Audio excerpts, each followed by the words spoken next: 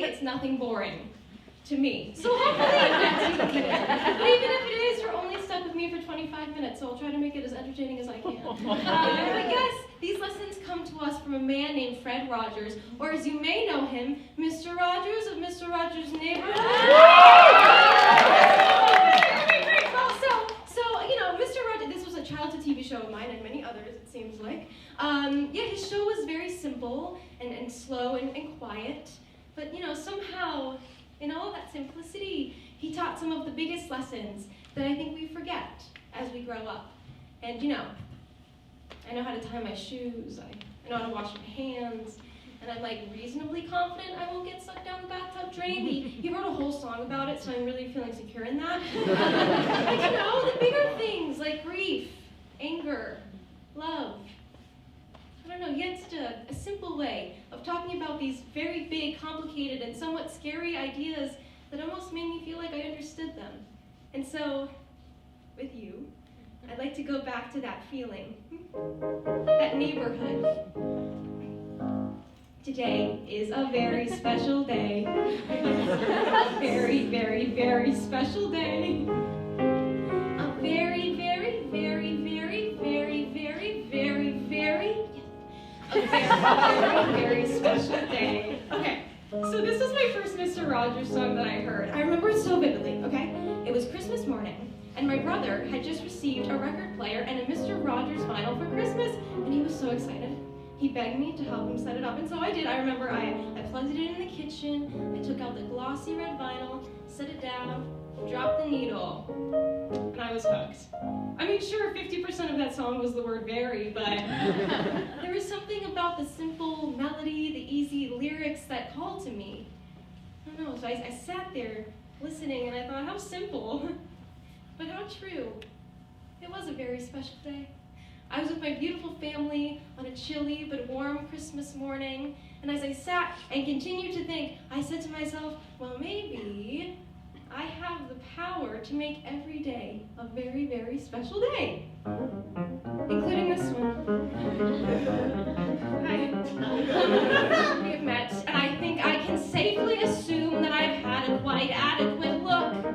So if you will excuse me, I'll go to my room and I'll write all this down in my book. For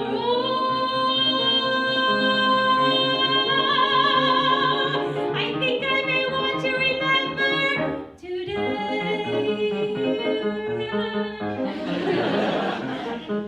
As a matter of course, I should like to confess that I hear a remarkable sound. To be perfectly honest, I think it's no less than my heart that is starting to pound. For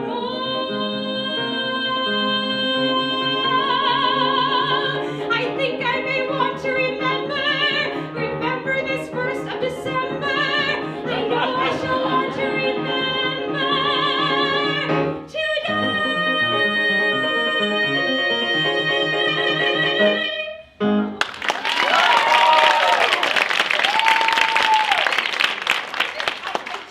I just know in my heart of all hearts that I will be thinking about this day years from now. Okay, but wait, let me not get ahead of myself, okay? Mr. Rogers would remind me to stay present. But sometimes being present is hard. Yeah, and that's when he reminds us of one of the greatest tools we're given the moment we enter planet Earth. That tool? Get ready. Our imagination. Oh! I have an active one. I mean, sure, when you're a kid, like 80% of your world is your imagination. But now that I'm an adult, I would say like 75% of my world is my imagination. So you know, I'm definitely maturing. But you know, Mr. Rogers always made imagination seem normal for kids, of course, but also for adults. I mean, he had this whole segment on the show called The Land of Make-Believe. Okay, and in this world, humans would talk to puppets, okay? Rocking chairs would fly, right?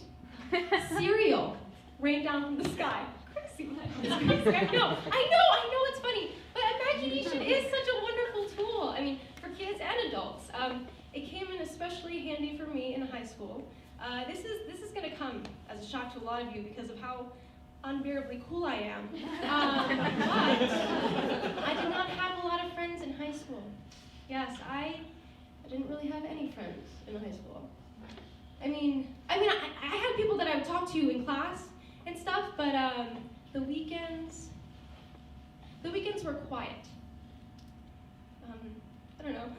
I remember seeing, the girls' trips on Instagram and the sleepovers on Snapchat, and I mean, even just seeing girls laughing together in the cafeteria, it began to sting after a while.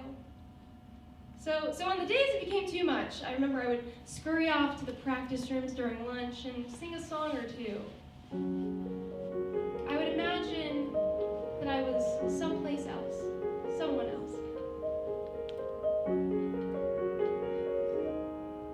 Come with me, and you'll be in a world of pure imagination. Take a look, and you'll see into your imagination. We'll begin with a spin, traveling through the world of my creation. What you'll see will defy explanation. I've got gadgets and gizmos aplenty. I've got who's its and what's its galore. You want thingamabobs, right? I got 20. But who cares? No big deal. I want more. If you want to view paradise, simply look around and view it. Anything you want to, do it. Want to change the world? There's nothing to it. When's it my turn? Wouldn't I love to explore that shore above?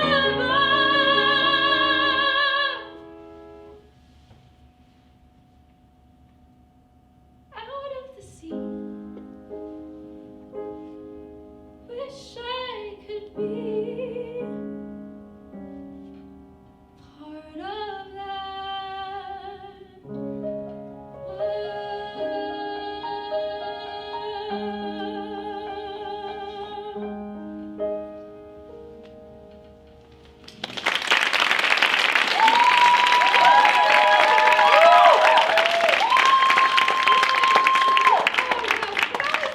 one of his lessons anyways. I mean, that was just one of his segments. There were so many great segments on the show. So many. You wouldn't believe it. I haven't even told you about my favorite segment yet. Okay. So this part of the show is called Speedy Delivery. Okay, and in this segment, right? Okay. And in this part of the show, Mr. Rogers would receive a letter from Mr. McFeely, who is the town's postman. Okay, and these letters were usually like was real viewer mail, written from the kids who actually watched the show, which was very sweet. But before he got any letter, this tune would play. Is that cute? I always loved it. Yeah, so these letters would be a collection. I like it too, Jacob.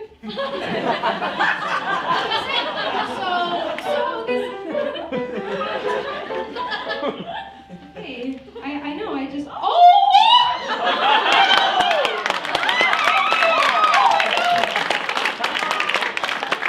I did not see that coming, not even a little. Okay, let's see. Hello, Emily. I am so excited to be at this show. You guys! Who wrote this? Oh my God.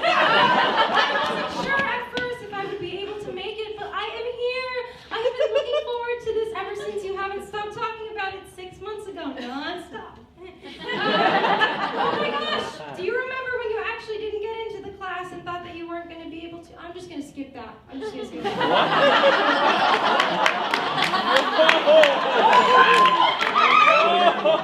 I love Mr. Rogers, and I know you do too. I also know that you can't resist a good game. It's true. So I won't reveal my name, but I will give you a few hints to guess my identity. Can you figure it out? Game on. I'm looking for a friend. I'm looking for a friend. I'm looking for a friend who looks like you. Maybe just any kind of friend. Just any kind of friend. Just any kind of friend like you will do. Okay, let's see. Hint 1. I like jokes and I like to laugh. Okay, who here likes jokes and likes to laugh? Woo! That did not narrow things down by much. Okay, well, my friend has got to have your sense of humor. Look, my friend would never ever be a shouter, screamer, moaner, loomer. I'm looking for a friend. I'm looking for a friend who has your personality. I'm looking for a friend. I'm looking for a friend who will see eye to eye with me. Let's see here. Who looks? Hello. You look like you ever read this letter. What's your name? Sam. Sam, it's a pleasure to meet you. You look beautiful today. Let's see if you read this letter, shall we? Is that okay? Okay, let's see. Hint 2. Are you a boy with short brown hair? No, you're not. I didn't know that's what it was going to say. If I'd known, I wouldn't have asked you. I'm so sorry. Okay, hint 3. Okay, guys, this would have been a good one to start with. We have the same last name. I think I know who it is now. Could I possibly be fortunate enough to find a friend like you was looking for a friend who looks like me? You guys! I found him.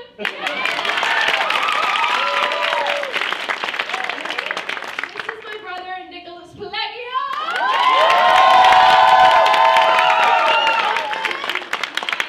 This show would not exist without him because he was the one who introduced me to Mr. Rogers.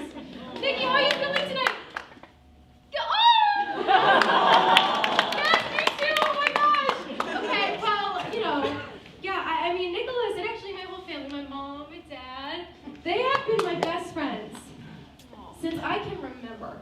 Okay, so, those horrible days of high school I was talking about, they suddenly weren't so bad. No, not when I got home. And the 4 of us would share a beautiful meal at 6:30 p.m. sharp. Then suddenly, everything was okay. And growing up around that kind of love, I always felt extremely lucky, always. But also a little nervous because I knew that one day I would have to leave it. I remember moving into Del Plain Hall. Yes, Del Plain Hall. Yes, okay, good. So I remember that, as apparently a lot of us do as well. I remember moving into Del Plain Hall. I remember going to orientation and just being so nervous because suddenly, if I had a bad day, I wouldn't have those family dinners to look forward to. So I began to wonder, would I only feel safe in my own home, around my family? But then I began to look around a little more. I began to open up my heart a little more. And although it took me 22 years, I think I finally understand it. Friendship. It's a different kind of love. It's the kind of love where you look into a person's eyes and you realize, wow, you're gonna be in my wedding party, and I will be in yours, smiling so very wide. Mr. Rogers always spoke about it, friendship. It was the one thing I feel like I didn't get. So this next song I used to sing, wondering if I'd ever understand it. But now I sing it with a full heart, because I do. It's you I like. It's not the things you wear. It's not the way you do your hair. But it's you I like. The way you are right now. The way down deep inside you. Not the things that hide you. Not your toys. They're just beside you. But it's you I like. Every part of you. Your skin, your eyes, your feelings. Whether old or new. I hope that you remember, even when you're feeling blue. That it's you I like. It's you yourself. It's you. It's you I like.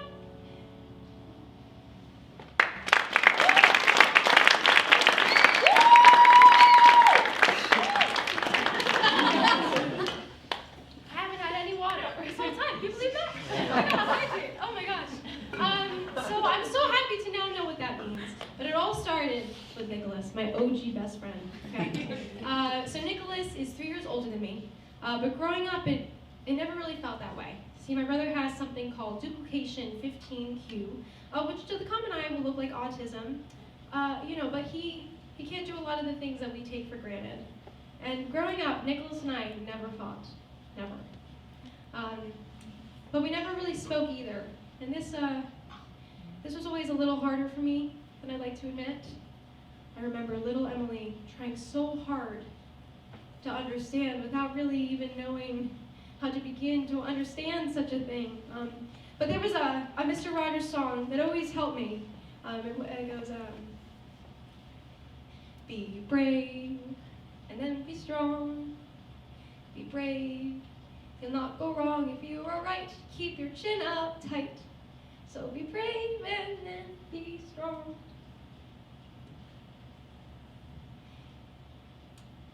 But that's what bravery is when you're little, right? And then you grow up. And when you love someone, as much as I love my brother, that definition starts to change a little bit.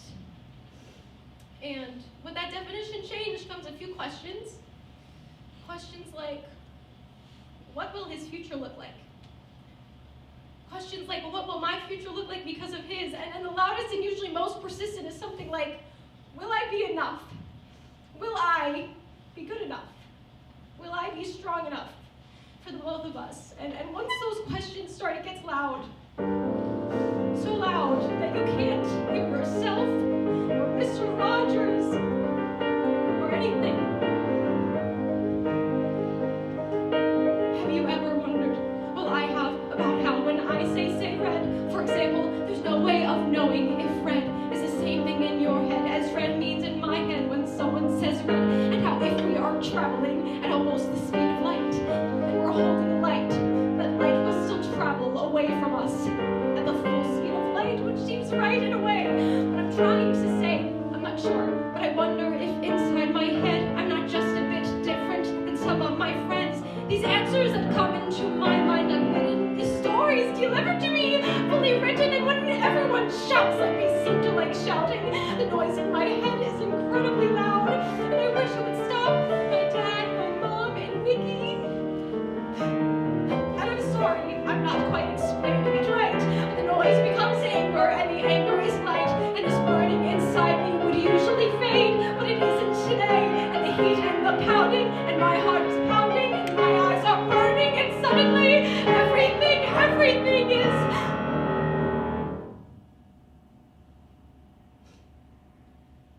quiet.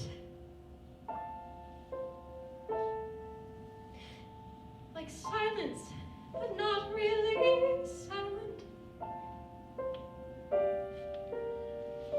Just that still sort of quiet.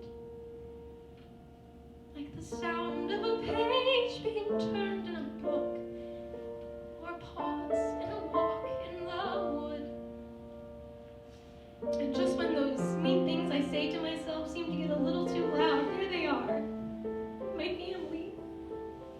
And never in my life, never did they make me feel like I wasn't enough. Okay, if anything, maybe too much. And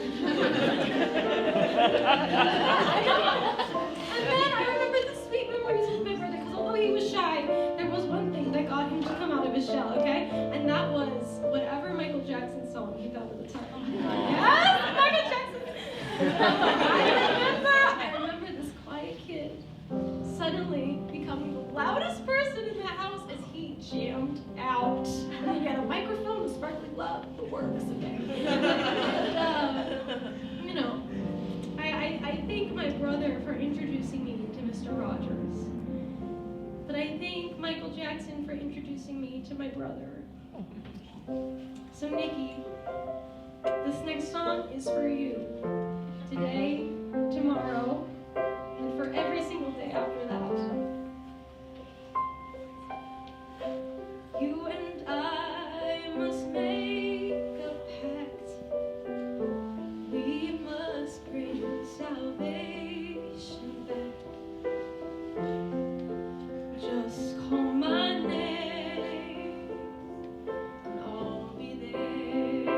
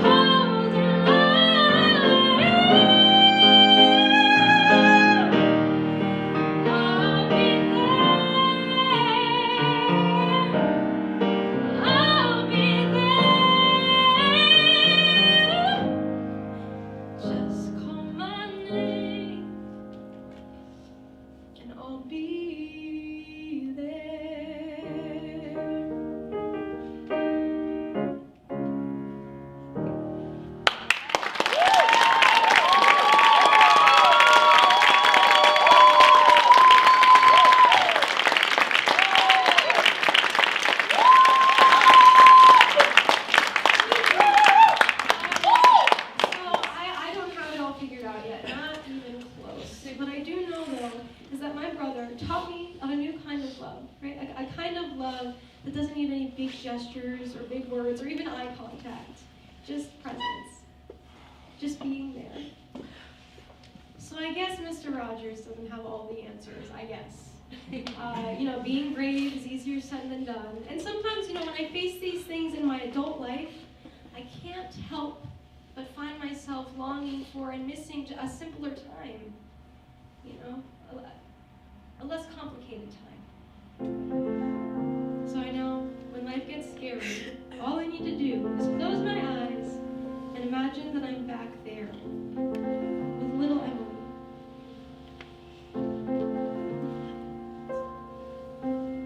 Every grown woman who stands at a mirror remembers one beautiful day. Every girl past her prime knows the date and the time she felt most exquisite. And she will revisit the day, her most beautiful day, for the rest of her life. My most beautiful day. God took me dancing and everything fell into place. My hair tied like so with a blackberry bow that night in November. But I will remember that day. My most beautiful day for the rest of my life. Each memory a sweet melody your heart clings to. With each passing day, what time takes away, the heart makes new. Looking back is something to look forward to. My most beautiful day for the rest of my life.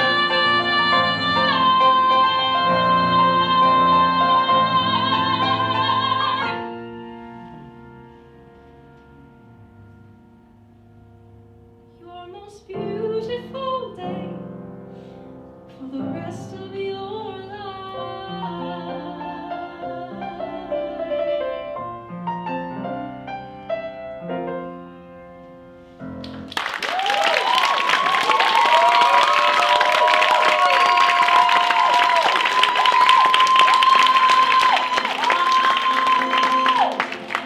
Believe it or not, I actually can't rewind time to that simpler place. But what I can do is I can carry that childhood joy with me everywhere I go, and hopefully remind others to do the same. Thank you so much for spending some time in my neighborhood tonight. It's a neighborhood that I could not have built without both Kathleen, Wrinn, and Jacob Kerzner. For your endless support and your responses to my many emails and office hour requests. It is deeply appreciated. I hope that I said something that sparked a light in your heart today. I hope that you hug your friends a little tighter. I hope that you call your parents a little longer. And I hope that you enjoy your baths a little more, knowing that you too will not get sucked down in bathtub. It's important. Oh my gosh, I can't believe we're here. The end of the cabaret. And remember, although life can get complicated, a song, a smile, and a little bit of imagination can fix most of it. It's such a good feeling to know you're alive. It's such a happy feeling you're growing inside. And when you wake up ready to say, I think I'll make a snappy new day. It's such a good feeling, a very good feeling. The feeling you know that I'll be back when the day is new. And I'll have more ideas for you. And you'll have things you'll want to talk about. I will too.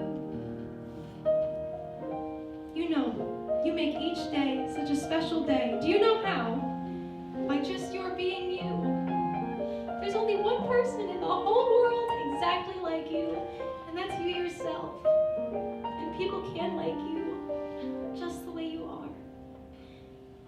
It's such a good feeling, a very good feeling, the feeling you know that we're friends.